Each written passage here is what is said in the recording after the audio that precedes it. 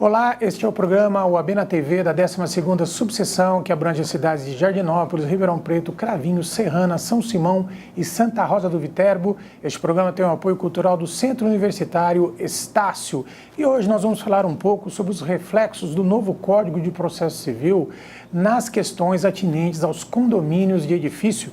E para isso nós trouxemos o Dr. Otávio Nutti, nosso colega advogado, que é coordenador da Comissão de Direito Imobiliário da 12ª subseção da OAB. Dr. Nutti, obrigado pela presença. Eu que agradeço o convite, é um prazer estar aqui com você, Eduardo. Ô Nutti, vamos começar definindo, afinal, o que são os condomínios? Então, os condomínios é um conglomerado, né, de pessoas que se unem para comprar um bem imóvel, né, que é partilhado entre várias pessoas, né? Então, são várias unidades imobiliárias, pode ser ela tanto horizontal como vertical, ou seja, tanto em forma de edifício como em casas, né? E que as partes comuns, elas são de propriedade de todos, um pouco de todos, através de fração ideal. É importante a gente distinguir a diferença do condomínio e do loteamento, né? Só uma breve análise. O condomínio, quando a construtora projeta ele já tem que ser entregue com as casas construídas. Já o loteamento não, como o próprio nome já diz, eles são entregues em lotes. Então, muitas vezes vemos loteamentos fechados, mas se distingue do condomínio, tanto por lei como na sua própria formação estrutural. Tá. Nutti, explica pra gente, tem uma questão de que, pelo Código Civil, o condomínio ele não teria personalidade jurídica, né? Mas ele tem CNPJ, Então, explica pra gente um pouco essa questão que é bastante tormentosa, pra gente entender. É verdade, Eduardo. O condomínio ele não está no rol de pessoas jurídicas do nosso código. Então, ele por lei, ele não é uma pessoa jurídica. E também ele não é uma pessoa física. Então, ele está aí num hiato aí, né? É uma ficção legal criada, só que para que o condomínio possa exercer dentro da nossa estrutura burocrática e fiscal, ele precisa ter o CNPJ como se fosse uma pessoa jurídica. Para poder contratar funcionários, prestadores de serviço, ele tem que ter inscrição no INSS também. Mas, por exemplo, se for um condomínio pequeno, a partir de 2 unidades já é considerado um condomínio, desde que com proprietários distintos, e não houver necessidade de ter uma portaria, funcionários, uma prestação de serviço, ele não é obrigado a se inscrever no CNPJ, tá? Porque ele não precisa declarar imposto de renda, ele é isento. Então, ele é uma ficção legal, mas existe a possibilidade dele se inscrever no CNPJ para que ele possa atuar, contratar funcionários e por aí vai, como se fosse uma empresa normal. Tá, mas esses condomínios menores que não precisam se inscrever, ele consegue também ter representatividade em juízo, pleitear com o juízo como condomínio, ou aí não tem não incide essa ficção legal? Sim, da mesma forma, ele é um condomínio da mesma forma que os demais. O fato dele ter ou não CNPJ não vai alterar em nada, só vai alterar para as condições legais dele poder, por exemplo, contratar funcionários, se inscrever junto ao INSS para essas finalidades. Se ele não tiver necessidade disso, ele não precisa ter o CNPJ, mas a representatividade dele como condomínio, desde que, obviamente, esteja incorporado desta forma, tenha um síndico, né? Ele é obrigado a ter um síndico, ele representa ativa e passivamente em juízo ou fora dele. E o que a gente entende como um condomínio irregular? O condomínio irregular é justamente quando ele não tem todas as características legais para a formação do condomínio, quando ele não está instituído legalmente dentro das normas. Por exemplo, ele precisa ter a sua instituição no cadastro de registro de imóveis, ele precisa ter uma convenção de condomínio registrada no cartório de registro de imóveis. E aí nós estamos falando da incorporação, é isso? Da incorporação. O que vem a ser essa incorporação? Incorporação é quando os construtores, os próprios incorporadores, eles entram junto aos órgãos públicos para se formar um condomínio, né? Ou até um prédio que é de uma única pessoa ser desmembrada em unidades autônomas para virar um condomínio. Então ele tem que estar regularizado junto ao cartório de registro de imóveis para se transformar em um condomínio regular. Eu queria te fazer uma pergunta em relação ao que mesmo você falou. Você começou diferenciando um pouco da questão de loteamento E essa também é uma questão que costuma dar muito problema, né? O que vem assim um loteamento irregular? O loteamento irregular já é diferente do condomínio, né? Porque o loteamento, como nós dissemos, ele não tem as características privadas de um condomínio, ele é público, né? Ele pode ser fechado ou não. Na verdade, ele é um bairro, né? Então, é um bairro que não tem as diretrizes municipais, é um bairro que está totalmente irregular com a prefeitura. O fato dele ser fechado ou não é um detalhe, né, que não vai diferenciar dele continuar sendo um bairro, porque mesmo ele sendo fechado, o loteamento, ele continua sendo público. Ele é de acesso a todos, as praças, as áreas verdes, tudo é público.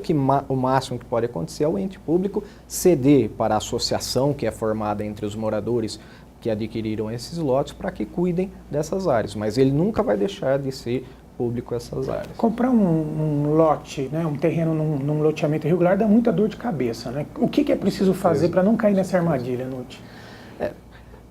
Consultar sempre um advogado, consultar o registro de imóveis, ver a matrícula, desde a matrícula mãe, se for necessária, né, que é o que deu origem ou ao loteamento ou que deu origem ao condomínio, e verificar se não existe nenhum problema averbado naquele imóvel, né, se ele consta uma matrícula regular dentro do imóvel, e principalmente a consulta, né, de um advogado, e verificar também de quem você está adquirindo, né, se há algum problema real, se há alguma ação contra essa pessoa, para que também amanhã não venha surpreender com uma eventual penhora do imóvel, alguma outra questão. Mas a regularidade do imóvel você vai sempre ver basear no cartório de registro de imóveis. Bom, voltando para o condomínio agora, entrou em vigor o novo Código de Processo Civil e vem trazendo aí, né, algumas alterações, algumas novidades em várias áreas do direito.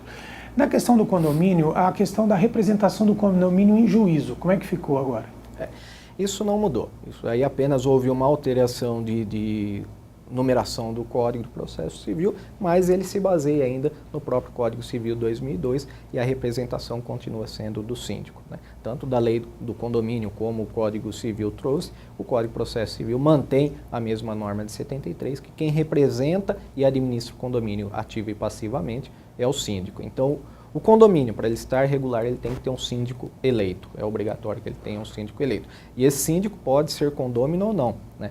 Essa é uma inovação do Código Civil 2002, em que não há mais a necessidade do condômino morador ou proprietário ser o síndico. Pode ser um síndico externo chamado aí síndico profissional. É alguém contratado para isso? Alguém contratado para isso, já especializado na área, né? Obviamente não existe uma faculdade que se forme o síndico, mas é o síndico que tem conhecimento de administração, de direito, economia e principalmente da área condominial, que tem a vivência condominial e que se prontifica a trabalhar para o condomínio e administrar e representar aquele ente.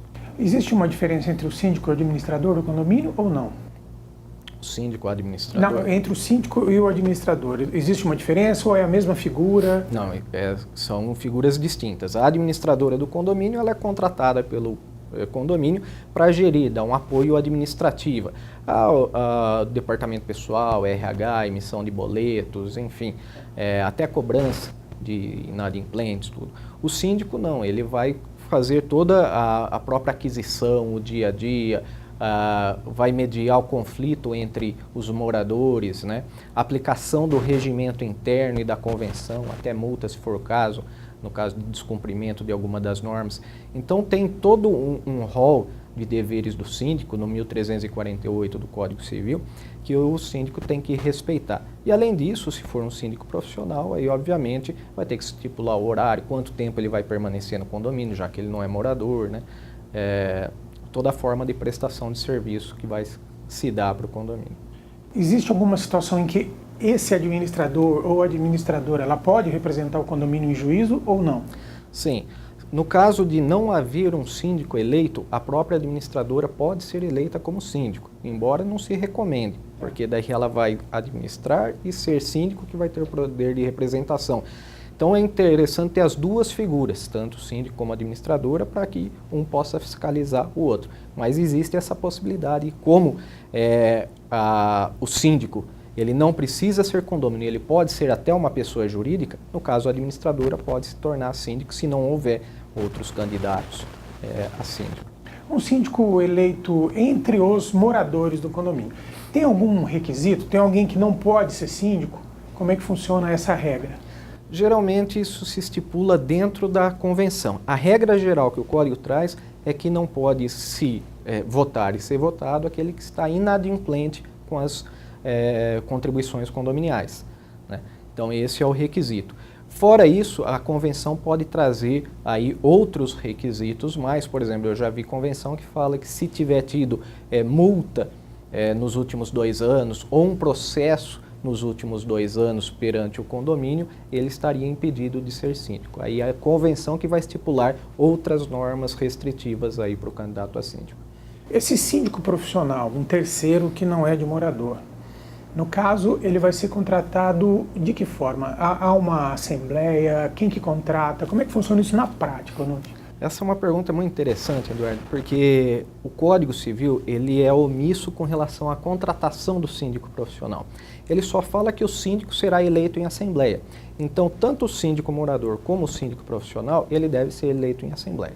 Mas nós recomendamos, por um bom senso, que o síndico não morador, o síndico profissional, ele além de ser eleito, ele tem um contrato de prestação de serviço. Para se amanhã houver algum problema dentro da prestação de serviço ali contratada, para que se possa discutir em juízo mediante o contrato, as obrigações das partes, contra a prestação, o valor que foi pactuado, enfim, toda a gama da negociação entre condomínio e síndico seria interessante estar no contrato. Mas se não estiver contratado dentro de um contrato e só através de uma ata, está regular da mesma forma. Bom, nós vamos para um rápido intervalo, já retornamos com o Dr. Nutti falando sobre condomínios.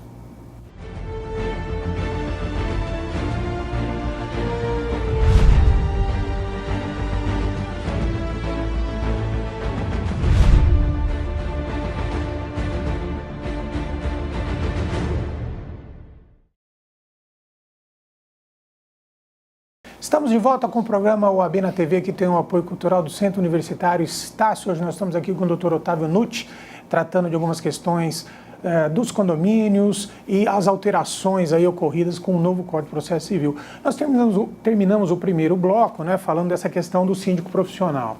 E você falou até que é importante que tenha um contrato, né? Até porque se esse síndico profissional não estiver prestando um bom serviço, tem-se o direito de rescindir o contrato com ele, não é isso, Nutti? Exatamente. Só que, como ele é eleito, então a rescisão se dá através de uma assembleia de destituição de síndico. E essa assembleia, os condôminos, através de 1/4 de assinatura dos condôminos, eles podem pedir uma assembleia específica para a destituição do síndico. E, obviamente, aí, com essa destituição estará rescindido o contrato com o síndico profissional. Ô, Nutti, vamos supor que eu entre com uma ação contra um condomínio, né? Quem eu cito? Como se dá a citação de um condomínio? O condomínio, pensando num condomínio réu em uma ação. Você vai citar o condomínio como através do CNPJ, do endereço dele, se houver CNPJ, o endereço dele e tudo, e representado pelo síndico eleito atual. Então é o síndico que representa ativa e passivamente o condomínio. Ele que tem que receber a citação, ele então. vai receber a citação. Tá. Aí outra questão que é sempre, eu acho que essa é a questão que é mais volumosa, eu acho até em termos de discussão, em termos de ações judiciais, é a questão das despesas de condomínio, né? Daquele condômino que fica devendo, que não paga o condomínio. Como se dá a cobrança disso? Então, até entrada em vigor do Código de Processo Civil, era pelo rito sumário numa ação de conhecimento de cobrança normal, né? Em que havia citação, prazo de 15 dias para contestar. Muitos juízes nem estavam aplicando o rito sumário, já perguntava se as partes se interessavam em aplicar o rito ordinário, porque ele é mais amplo, tudo. E havia já, desde 2002, quando entrou o Código Civil em vigor, havia já uma manifestação dos operadores de direito imobiliário com relação à executividade do título, né? Porque se ele já é previsto em assembleia, já tem ata em que a maioria dos condôminos aprovam o tipo de rateio, por que não já executá-los? E o Código de Processo Civil atual, a partir de 18 de março agora, já trouxe essa novidade. Ele passou a elencar o rol dos títulos executivos extrajudiciais, né?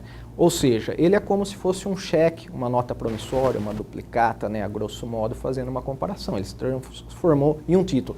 Então, mais da metade de um procedimento judicial já não se utilizará mais. Por quê?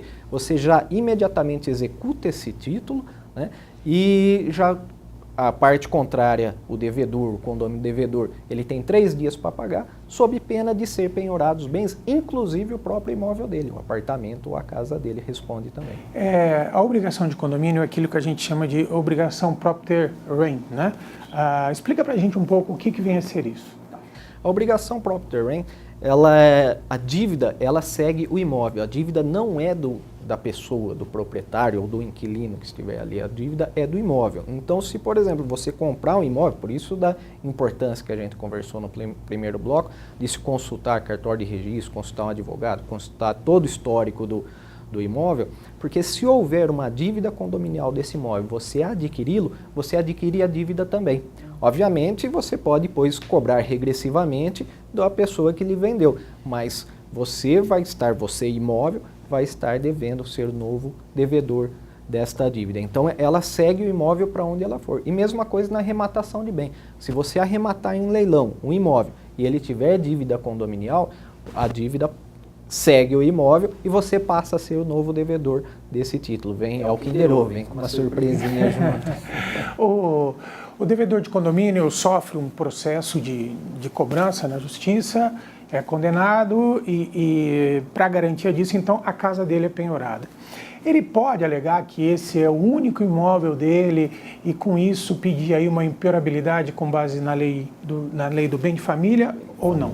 Então, existem algumas exceções para a impenhorabilidade do bem de família.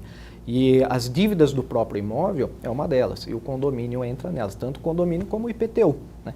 Então, se estiver devendo o condomínio e você agora já pode executar diretamente, se não pagar em 3 dias e ele não tiver outros bens para responder, o próprio imóvel vai ser penhorado e mesmo se for o único bem e o bem que exerça como ambiente familiar, ele pode perder esse imóvel aí. O dono de um imóvel em condomínio, então, ele não pode alegar na defesa dele que a obrigação de pagar o condomínio era do inquilino, para quem ele alugou. Ele não tem esse direito, é isso? Não tem. Embora na lei do inquilinato diz que as despesas ordinárias sejam dever do inquilino, do locatário, mas o proprietário do imóvel é quem responde diretamente pela dívida, porque ele que tem o domínio do imóvel. Então, se o inquilino não pagar, vai sobrar para o proprietário pagar. O que o proprietário pode fazer depois é entrar com uma ação contra o inquilino. E mais um detalhe, além do imóvel ele ter essa definição propter rem e trazer a dívida também, ele é considerado já pela jurisprudência como débito alimentar, ou seja, ele tem preferência nas execuções e até em crédito hipotecário. Então vamos dizer que esse mesmo imóvel, que é bem de família em tese, ele está também hipotecado por um ente financiador, por um banco, e também esse devedor não está pagando o banco e o banco já tem uma execução contra ele, antes do condomínio, o crédito do condomínio ele tem preferência. E se o banco ele adjudicar esse imóvel no leilão, o banco passa a ser o devedor, por causa da dívida ser propter rem e ela seguir o imóvel. Então, para onde o imóvel for, não tem jeito. O condomínio vai atrás e vai se ressarcir. Até porque o condomínio não tem renda, né, Eduardo? Então, se não tiver essas facilidades legais, pode o condomínio muito facilmente quebrar e não ter condições de honrar suas dívidas. Tá. Quando você entra com uma execução de uma duplicata, por exemplo, se a duplicata não tiver aceita, né, se não tiver lá o aceite da duplicata, você é obrigado a juntar o título, a nota fiscal, o comprovante de entrega e o instrumento de protesto. Na questão da execução do condomínio, eu estou te perguntando isso porque eu tenho visto algumas cobranças de condomínio onde se junta só o boletim do condomínio, tá certo? E como é que funciona isso? Quais são os requisitos, quais os documentos precisam ser juntados? Ótima pergunta, Eduardo, porque a gente realmente se depara muitas vezes com isso, juntando só o boleto. O boleto é só um instrumento de cobrança, ele não é o título. O título, a partir de agora, como o cheque, a folha do cheque, a nota promissória, tem instrumentalizado, no condomínio é a ata de previsão orçamentária. Então, obrigatoriamente, uma vez por ano, o síndico tem que fazer uma Assembleia Geral Ordinária, onde ele presta contas e ele faz a previsão orçamentária. Nessa previsão vai ser onde vai ser definida o rateio entre os condôminos. Então, cada unidade vai ter que pagar X valor durante a previsão aí no ano 2016. Então, essa ata aí é importantíssima que ela esteja bem redigida. Não é obrigatório que ela esteja registrada em cartório de títulos e documentos, mas é interessante que esteja para dar publicidade a ela. Então a gente recomenda que esteja, embora não seja facultativo, né? Além disso, tem que ter a ata de eleição do síndico, para demonstrar que ele, síndico, é o representante legal do condomínio. A convenção de condomínio, onde lá estipula a taxa de juros, correção monetária, a multa do condomínio, que pode ser de até 2%, né? Embora ínfima, mas ela pode ser de até, ou seja, pode ser menor ainda que 2%, né? E a taxa de juros, que pode ser maior de 1% também.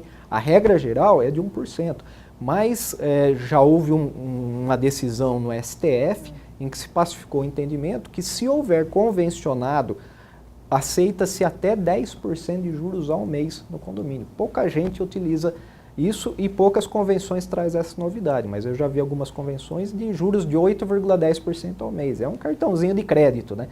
Então é interessante o síndico, o administrador e o advogado conhecer dessa ferramenta, porque aí o devedor fica com mais receio de continuar aí o débito condominial, né? E uma cobrança de juízo da chamada despesa extraordinária, como que se dá? É da mesma forma. Aliás, qual a diferença entre a despesa ordinária e a extraordinária? Tá. A despesa ordinária é para a manutenção do condomínio, é para o dia a dia, pagar os funcionários, pagar uma manutenção de rotina, manutenção do elevador. As despesas extraordinárias é para conservação geral da edificação, por exemplo, uma pintura geral do prédio, ou vai ter que se trocar a impermeabilização de uma determinada laje que está deteriorada. Então, um valor mais exacerbado para essa conservação maior do condomínio, só que a despesa extraordinária, quem deve é o proprietário, né? Só o proprietário que deve. Já a ordinária, obviamente quem deve é o proprietário, mas se tiver alugado, quem deve é o locatário, que vai pagar essas despesas do dia a dia. Então a conceituação uma é para manutenção diária, mensal, para sobrevivência do condomínio, e a outra para conservação geral, estrutural. No caso de um imóvel alugado, você entra com a execução contra o proprietário ou contra o inquilino? Você até pode entrar contra o inquilino se ele ainda estiver residindo no imóvel, mas o ideal é você entrar contra o proprietário, e nada impede que entre contra os dois já. Até porque o próprio proprietário pode chamar o inquilino na lei.